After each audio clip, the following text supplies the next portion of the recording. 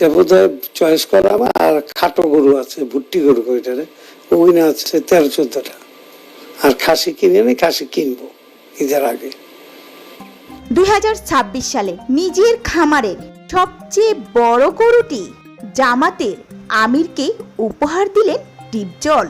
খামারের সবচেয়ে বড় এবং আদরের এই পশুটিকে তুলে দিয়েছেন বর্তমানে বিরোধী নেতা জামাতের আমিরকে। কিন্তু কেন হঠাৎ এই নেতার প্রতি এতটা আবেগকাতর হয়ে পড়লেন ডিপজল? কি এমন ঘটেছিল পর্দার আড়ালে? জানতে হলে ভিডিওটি শেষ পর্যন্ত চোখ রাখুন।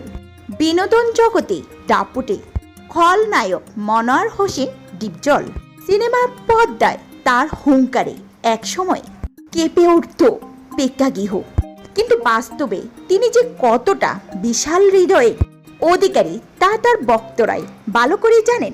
অভিনয়ের বাইরে ডিপজলের সবচেয়ে ভালোবাসার জায়গাটি হলো সাভারে অবস্থিত তার সুবিশাল গরুর খামার।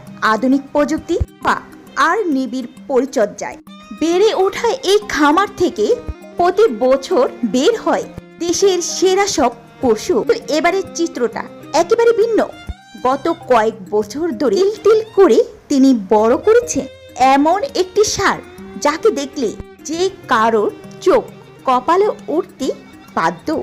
এর উচ্চতা, এর চওড়া বুক আর রাজকীয় হাঁটা চলা সব মিলিয়ে এটি যেন কোনো সাধারণ পশু নয়, বরং এক মুকুটহীন সম্রাট।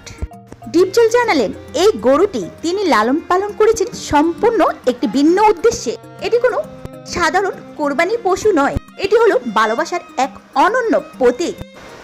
জামাতের নেতা আমির হোসেনের প্রতি সম্মান ও ভালোবাসা জানিয়ে এই গরুটি তিনি তাকে উপহার হিসেবে দিচ্ছেন। ডিপজলের এই ঘোষণার পর রীতিমতো হইচই পড়ে যায়। যেখানে মানুষ কোরবানি হাটে লাখ লাখ টাকা লাভের আশায় বসে থাকে, এখানে এমন একটি রত্ন বিনামূল্যে উপহার দেওয়ার চারটিখানি কথা চল প্রমাণ করে দিল অর্থের চেয়েও মানুষের প্রতি ভালোবাসা এবং এই নেতার প্রতি তার যে সম্মান তা কোনো অর্থ দিয়ে মাপা সম্ভব নয়। তিনি এটাও জানিয়েছেন এই উপহারের পিছনে কোনো রাজনৈতিক পয়দা বা স্বার্থের কোনো সম্পর্ক নেই, এটি একান্তই তার ব্যক্তিগত ভালোবাসা। ডিপজলের এই সিদ্ধান্ত সাধারণ মানুষ থেকে শুরু করে নেটিজেনরা তার এই মহানুভব প্রশংসায় পঞ্চমুখ।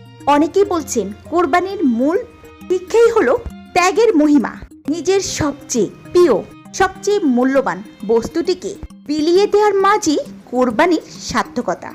তো ভিউয়ার্স, ডিপজলের এই মহানুভবতা দেখে আপনাদের কি মতামত অবশ্যই ভিডিওটির নিচে কমেন্ট করে জানাতে ভুলবেন না।